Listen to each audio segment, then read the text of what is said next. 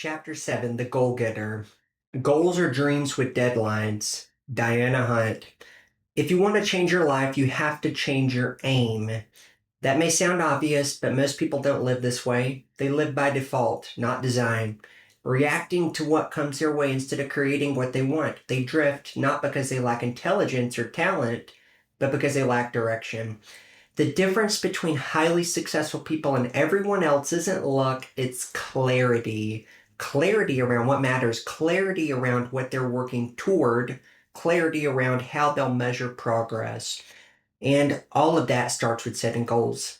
Why goals matter more than you think. There's a famous study, often cited, occasionally debated, that tracked Harvard MBA students. The class was divided into three groups. 84% had no specific goal at all. 13% had goals but hadn't written them down, and 3% had written goals and a plan to achieve them. 2 years later, the 3% with written goals were earning 10 times more than the other 97% combined. Even if the numbers are debated, the principle isn't. Writing down your goals makes them real, tangible, and trackable. It moves them from vague ideas to measurable intentions, and that one shift from ideas to action can change everything. Goals do something more powerful to the human brain. They give us a reason to wake up early. They bring structure to our efforts. They turn someday into a schedule. And most importantly, they allow us to measure progress, which is one of the most motivating forces on earth.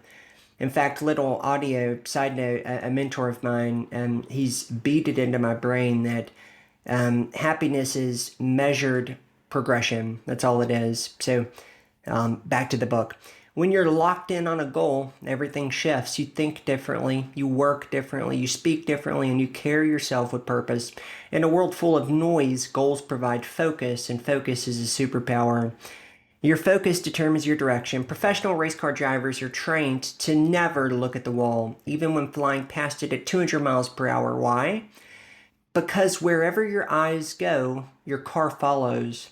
If you focus on the wall, you drift toward it. If you stay locked on the track, you stay in the race. The same is true in life. We all face distractions, social media, bad habits, discouraging voices, energy vampires.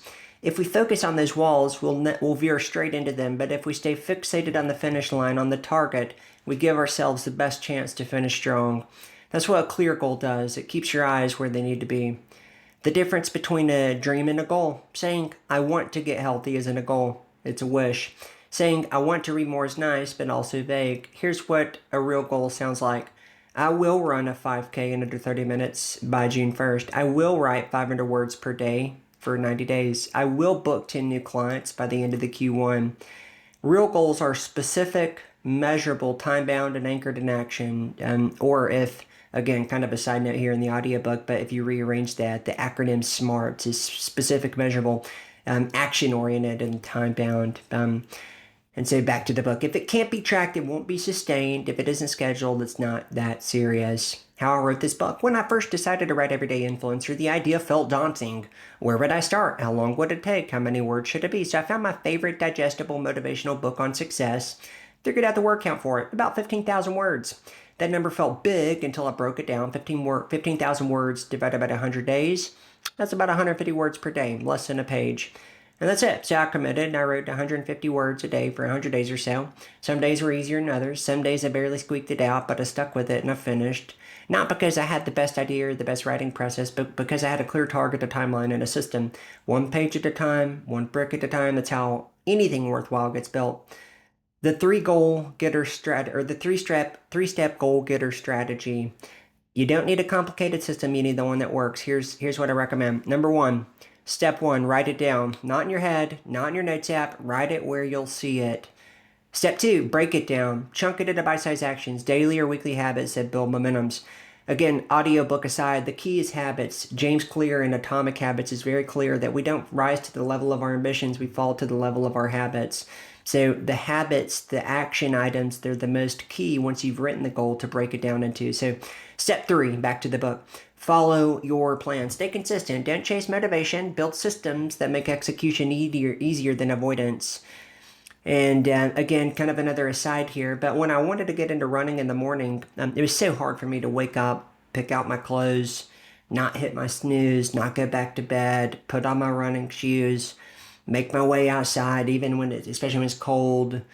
And what I started to do is I would set my alarm in my other room. We were at an apartment at the time, and a small apartment at that. And I would put my running clothes in the hallway that led to the room where my alarm was in. So when my alarm went off in the morning, I had to leave my bed. I had to walk over my running clothes and shoes to turn my alarm off. And just that alone encouraged me to pick them up, to start putting them on. And then, next thing you know, I'm out the door and I'm on to my run. And so, anyways, just a kind of an aside here, but like at the end of the day, hack your brain, hack your system, hack your mind, hack your own circumstances, and that's what winners do. So, back to the book. Goals are the antidote to drifting. Life will always pull you towards comfort. Without clear goals, you'll default to survival mode, to doing just enough to get by. But with a clear vision, you stop drifting, you start designing. And the beautiful part is that every small win builds confidence. Every check mark is a deposit in your self-trust account. Success at its core is just a series of small promises kept. Final thought. You don't rise to the level of your dreams, you fall to the level of your systems. So set the goal, build the plan, do the work, not just once, but daily, repeatedly, faithfully, because the person who writes it down, breaks it down, and shows up daily, that's the person that wins every time.